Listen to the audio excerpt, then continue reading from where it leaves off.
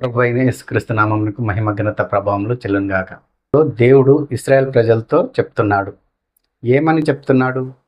నేను ఐగుప్తు దేశంలో నుండి వారిని రప్పించి అరణ్యంలోనికి తోడుకొని వచ్చి నా కట్టడాలను నా విధులను వారికి నియమించి తిని వాటిని అనుసరించేవాడు వాటి వలన బ్రతుకును అని దేవుడు సెలవిచ్చుచున్నాడు. ఒకప్పుడు ఇశ్రాయేలు ప్రజలు ఐగుప్తుకు వెళ్ళకముందు దేవుని అనుసరించి జీవించేవాళ్ళు. ఎప్పుడైతే ఐగుప్తుకు వెళ్ళారో అక్కడ దేవుడు వారిని పోషించడం జరిగింది. ఐగుప్తులో కరువు వచ్చినప్పటికీ వాళ్ళు ఆ కరువును అధిగమించి అక్కడ ఆహారం పుచ్చుకొని వాళ్ళు జీవించడం జరిగింది. కాబట్టి వాళ్ళు ఐగుప్తులోనే ఉండిపోవాల్సి వచ్చింది. 430 సంవత్సరాలు ఐగుప్తులో వాళ్ళు నివసించడం జరిగింది. ఎప్పుడైతే ఇశ్రాయేల్ ప్రజలు అంతకంతకు విస్తరించారో ఐగుప్తీయులు ఇశ్రాయేల్ ప్రజలను శ్రమ పెట్టడము, కష్టపెట్టడము, వారి చేత వెట్టి చాకిరి చేయించుకోవడము, వెట్టి పనులు చేయించుకోవడం మొదలుపెట్టారు. కాబట్టి అలాంటి బానిసత్వంలో వాళ్ళు మగ్గిపోతున్నప్పుడు దేవుడు మోషే ద్వారా ఇశ్రాయేల్ ప్రజలను విడిపించి అరణ్యంలోనికి తీసుకొని వస్తాడు. అరణ్యంలోనికి వచ్చినటువంటి ఇశ్రాయేల్ ప్రజలు విచ్చలవిడిగా జీవించడము దేవుడు చూచి వారికి కొన్ని కట్టడాలను, కొన్ని విధులను నియమించాడు. వాటిని అనుసరించి మీరు జీవించండి, మీరు బ్రతకండి అని దేవుడు వారికి సెలవిచ్చాడు. ఎవరైతే నా కట్టడాలను, నా విధులను అనుసరించి జీవిస్తారో వాళ్ళు మాత్రమే బ్రతుకుతారు. ఎవరైతే ఇష్టానుసారంగా జీవిస్తారో వాళ్ళు బ్రతకరు అని ప్రభువు సెలవిచ్చుచున్నాడు.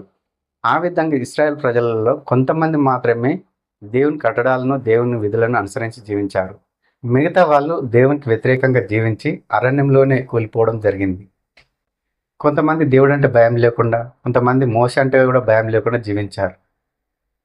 కాబట్టి వారిపైన దేవుని కోపం రగులుకున్నప్పుడు అరణ్యంలో వాళ్ళు రాలిపోవడం జరిగింది. కాబట్టి ప్రియ సహోదరి సహోదరుడా, దేవుడు మనకు కూడా ఒక పరిశుద్ధ గ్రంథాన్ని ఇచ్చాడు. ఆ పరిశుద్ధ గ్రంథాన్ని ఎవరైతే అనుసరించి జీవిస్తారో వాళ్ళు ఈ లోకంలోనూ పరలోకంలోనూ నిరంతరం జీవిస్తారు.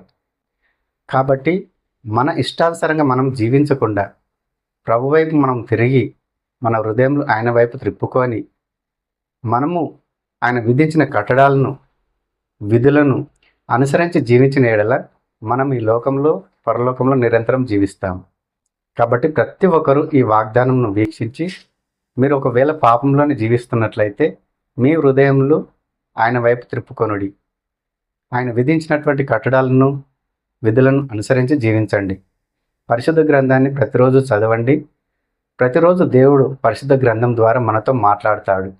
మనం ఈరోజు ఏం చేయాలి, ఏం చేయకూడదు, ఎటు వెళ్ళాలి, ఎటు వెళ్ళకూడదు, ఏం చూడాలి, ఏం చూడకూడదు, ఏం మాట్లాడాలి, ఏం మాట్లాడకూడదు, ఇవన్నీ విషయాలు దేవుడు పరిశుద్ధ గ్రంథం ద్వారా మనకు తెలియజేస్తున్నాడు. పరిశుద్ధ గ్రంథాన్ని మనం పక్కన పెట్టేసి మన ఇష్టానుసారంగా జీవిస్తే మనం పాపంలోనే జీవిస్తాం, కానీ పరిశుద్ధంగా జీవించలేము. నీతిమంతులుగా మనం ఎప్పటికీ తీర్చబడము. కాబట్టి ఆయన ఎదుట మనం పరిశుద్ధంగా జీవించాలంటే ఆయన పరిశుద్ధ గ్రంథాన్ని అనుసరించి మనం జీవించాలి. ఆయన ఆజ్ఞలను మనం అనుసరించి జీవించాలి. ఆయనకు లోబడి మనం జీవించాలి. ఆయన చిత్తాన్ని మనం తెలుసుకొని మనం జీవించాలి. అంతేగాని ఇష్టానుసారంగా జీవించకూడదు. ఇశ్రాయేల్ ప్రజలలో కొంతమంది ఇష్టానుసారంగా జీవించడం వలన అరణ్యంలోనే రాలిపోయారు. వాగ్దాన భూమిలోకి వాళ్ళు అడుగు పెట్టలేకపోయారు. కొంతమంది మాత్రమే దేవునికి లోబడి, దేవుని ఆజ్ఞలు గైకొని, దేవుని కట్టడాలను అనుసరించి, దేవుని విధులను అనుసరించి, ఆయన ఆజ్ఞలను గైకొని, ఆయనకు లోబడి జీవించిన వాళ్ళు మాత్రమే వాగ్దాన భూమిలో అడుగు పెట్టగలిగారు. మిగతా వాళ్ళందరూ అరణ్యంలో రాలిపోయారు. కాబట్టి మన ఇష్టానుసారంగా మనం జీవించకుండా దేవునికి లోబడి మనం జీవించాలి. ఎవడైనా ధర్మశాస్త్రము విని దాన్ని అనుసరించి జీవించిన వాడు మాత్రమే దేవుని దృష్టికి నీతిమంతుడిగా ఎంచబడతాడు. కానీ ధర్మశాస్త్రమును విని దాని ప్రకారం నువ్వు జీవించని వాడు, దాన్ని అనుసరించని వాడు దేవుని దృష్టికి ఎప్పటికీ నీతిమంతుడిగా ఎంచబడాడు.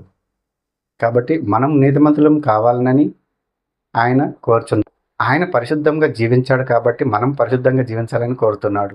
ఆయన నీతిమంతుడు కాబట్టి మనం నీతిమంతులుగా జీవించాలని కోరుతున్నాడు. కాబట్టి ప్రభువును అనుసరించి మనం జీవించాలి. పరిశుద్ధ గ్రంథాన్ని అనుసరించి జీవించాలి.